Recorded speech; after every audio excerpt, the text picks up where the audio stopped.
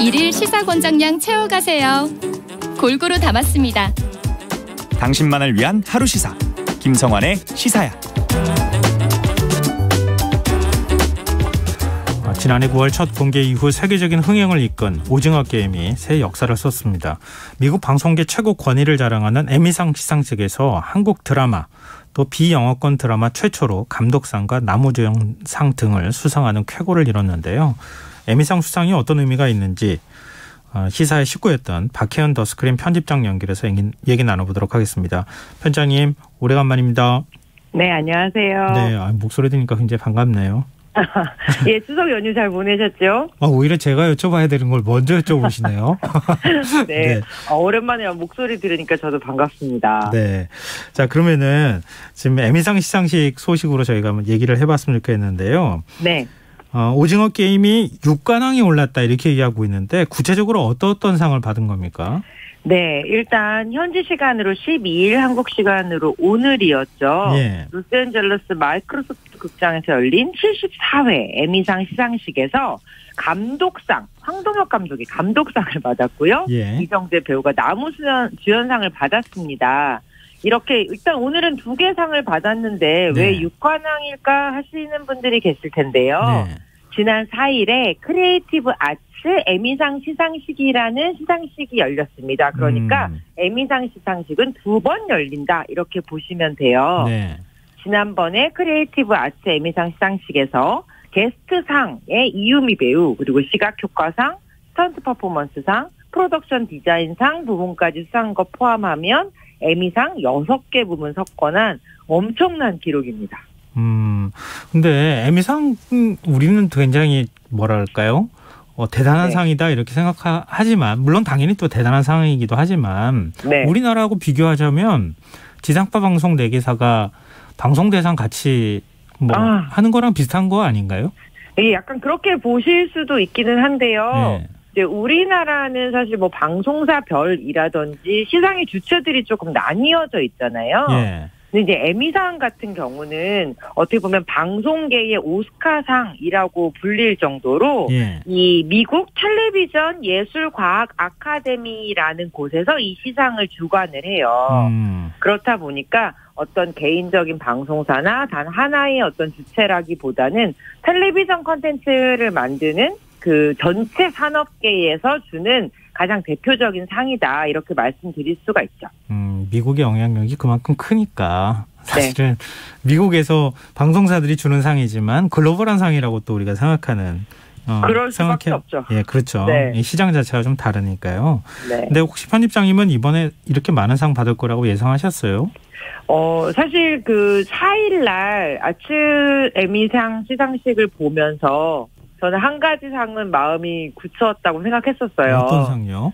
네, 이정재 배우의 남우주연상은 이제는 돌이킬 수 없지 않나라는 생각이 좀 들 정도였거든요. 왜냐하면 사실은 뭐 하루 전에 이제 나온 소식이기는 한데 네. 그 LA 시위회가 매년 9월 17일을 뭐 오징어 게임의 날 이렇게 선포를 했거든요. 네. 이거는 뭐 무슨 공식적인 날은 아니지만 그만큼 LA시 의회에서 이 어떤 OTT 컨텐츠를 통해서 전 세계에 공개된 오징어 게임이 처음 공개된 날을 기념할 정도로 미국 대중문화에 엄청나게 큰 영향력을 신드롬을 미쳤다라는 걸 스스로 이제 얘기를 한 거기 때문에 네네. 예, 상을 하나는 받아갈 텐데 그게 남우주연상이 되겠다라고 생각은 했었죠. 근데 우리 영화 미나리 네. 골든글로브 외국어 영화상 후보작으로 올랐을 때 네. 이건 너무한 거 아니냐. 미국 영화는 도대체 뭐냐. 뭐 이런 그렇죠. 얘기를 했었잖아요. 근데 이번에도 에미상 얘기 나올 때 비영어권 드라마 최초로 상을 받았다. 이런 얘기가 나와요. 네, 맞아요. 이게 원래 장벽이 높아서 그런 겁니까? 아니면 우리 컨텐츠가 우수해서 그런 겁니까? 이거 어떻게 봐야 되는 겁니까? 일단 장벽도 높았고 컨텐츠도 우수했다는 두 가지 이유가 모두 맞기는 해요. 예. 사실 에미상에서 오징어 게임이 굉장히 많은 부분에 후보로 올랐었잖아요. 네. 그랬을 때 미국에서 처음에 후보에 오른 그 소식만 가지고도 한국 기사들보다는 오히려 미국 기사들이 히스토리컬이라는 단어를 정말 많이 썼어요. 정말 역사적인 어떤 후보 선정이다. 네. 왜냐하면 이 에미상에서 지금까지 남성 배우들 중에 아시안 배우가 상을 받은 것도 이정재 배우가 처음입니다. 그러니까 영어권, 비영어권을 다 통틀어서도 이정재 배우의 수상이 아시아 배우로서는 처음이거든요. 예. 사실 그만큼 에미상 시상식이 어떻게 보면 굉장히 지금은 이렇게 얘기하지만 로컬 시상식이었고 예, 소위 1세계의 배우들 중심의 시상식이었다라고 볼 수 있었던 거죠. 네. 그런데 74회 만에 오징어 게임이 에미상의 후보로 오르면서 에미상 후보들이 스스로 말하기에 우리가 드디어 글로벌해졌다라고 이야기했어요. 아, 우리가 드디어 글로벌해졌다? 네. 오징어 게임을 이렇게 후보로 많이 들인 이 순간부터 진짜 에미상이 글로벌해졌다라는 이야기들이 해외 매체에서 나오기 시작했었거든요. 네네. 예, 그만큼 역사를 새로 썼다는 것도 맞고, 이제, 할리우드의 어떤 TV 프로그램 시리즈 안에서 단순히 영어만을 사용해서 이제 컨텐츠를 만드는 것을 넘어서서 언어의 장벽을 뛰어넘는 다양한 콘텐츠들이 이제 만들어질 수 있는 용기가 생긴 오늘 날이다라는 생각까지도 저는 했습니다. 근데 황동혁 감독이 수상소감에서 오징어 게임이 에미상을 수상하는 마지막 비영어권 시리즈가 아니길 바란다. 되게 의미심장한 얘기를 했어요. 굉장히 의미심장한 얘기죠. 네. 근데 이게 일종의 이제 뭐랄까요? 그 골든글로브 같은 경우에는 백인을 위한 상 아니냐, 인종차별 얘기도 논란이 뒤따르곤 했는데요. 있죠. 에미상도 상당히 보수적이었었는데 그걸 이제 앞으로 계속 깨나가겠다고 하는 신호를 보내준 겁니까? 예, 맞습니다. 황동혁 감독의 그 말은 저는 약간 작심 발언이 아닐까라는 생각도 드는데요. 네. 일단 이 넷플릭스를 포함한 글로벌 OTT 컨텐츠들을 그 플랫폼을 통해서 한국의 컨텐츠들이 세계에 나가게 되었잖아요. 네. 그러면서 소위 기생충이 아카데미 시상식에서 상을 받을 때 봉준호 감독이 얘기했던 그 1인치의 장벽이라는 게 사실 몇 년 사이에 많이 이제 무너진 것도 사실이에요. 네. 왜냐하면 자막으로 다른 나라 컨텐츠 보는 것도 이제 익숙해진 사람들이 많고 또 더빙을 통해서 컨텐츠를 접하는 사람들도 많거든요. 이런 의미에서는 글로벌 OTT가 언어의 장벽을 좀 넘어서 세계적인 컨텐츠를 글로벌하게 소개하는 아주 좋은 통로가 되고 있기는 해요.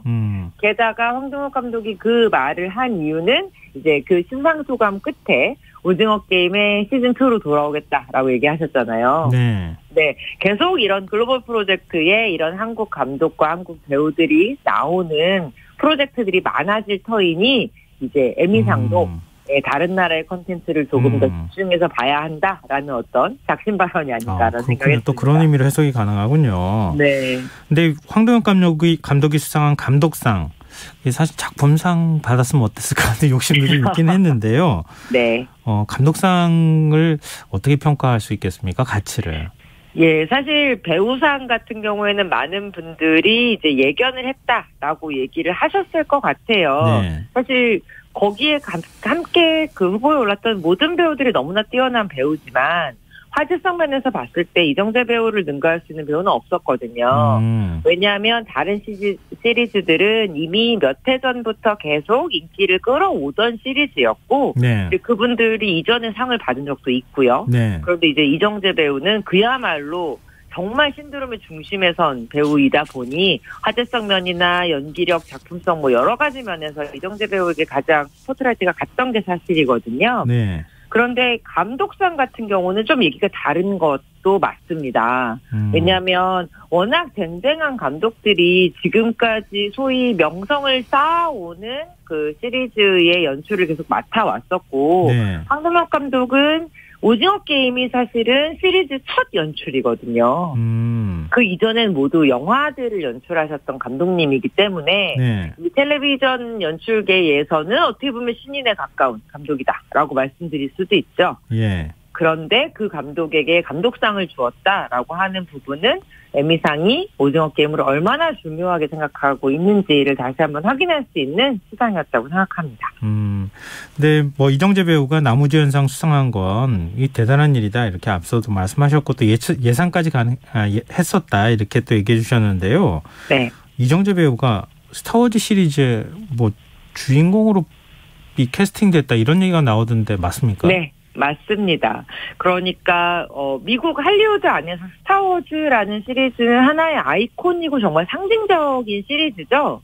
이 시리즈의 주인공격인 캐릭터로 이제 캐스팅이 됐다라고 이제 캐스팅 소식이 들려왔습니다. 그야말로 미국 주류 엔터테인먼트 산업계의 중심에 바로 심장이 꽂혔다 이런 얘기를 드릴 수 있을 것 같아요. 네. 아직은 그 내용이 어떤 내용인지 캐릭터가 어떤 캐릭터인지 정확하게 밝혀진 바는 없지만 이정재 배우를 캐스팅해 감으로써 거의 이제 뭐 60년 70년 역사를 가진 스타워즈 시리즈에 새로운 바람을 불어넣고 싶다라는 의도가 읽히거든요. 네. 이정재 배우가 불어넣는 새로운 바람이 스타워즈 약간은 좀 오래된 올드한 스타워즈 시리즈에 아시안 배우들뿐만 아니라 정말 새로운 바람을 불어넣을 거다라는 계산이 저는 이정재 배우를 캐스팅한 거에 굉장히 중요한 역할이라고 보고요. 예. 또 하나는 이정재 배우가 이제 그 정도의 글로벌 티켓 파워를 가지고 있다라는 확신이 산업계 안에 있지 않나라는 생각도 듭니다. 또 우리 영화나 뭐 지금 이제 넷플릭스 드라마긴 하지만 드라마나 이런 것들이 K 콘텐츠가 연일 뭐 상을 받는 모습들을 보면서 네. 와 우리가 이렇게 위상이 높아졌구나 이런 생각이 들면서도 우리가 너무 과대평가하는 거 아닐까라고 하는 걱정도 들거든요. 네. 실제 뭐 이런 콘텐츠를 제작하는데 가장 가까이 계시니까 네. 어느 정도입니까 위상이? 우리가 생각하는 것보다 밖에서 생각하는 게 훨씬 더 큰 거는 느끼고 있어요. 그러니까 한국에서 만든 이야기다라고 하면 예전에는 그래요 정도의 반응이었다면 지금은 한번 보고 싶습니다. 바로 미팅 제안이 들어올 정도로 해외에서 산업계에서도 한국의 스토리 자체에 굉장히 큰 관심을 가지고 있는 건 맞고요. 또 하나는 이 한국 배우들에 대한 관심이 정말 뜨겁다는 것, 이 얘기는 꼭 드리고 싶었어요.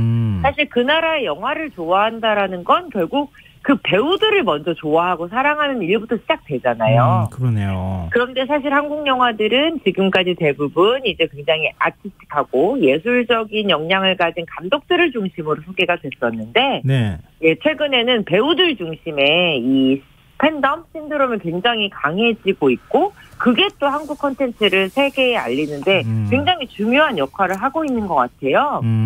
예를 들면 저희 지금 한국에서 한국 배우 200 사진전이라는 한국 배우들의 사진전이 열리고 있거든요. 그런데 거기에 참가하는 관람객 중에 20-30%가 외국 관객들이라는 거예요.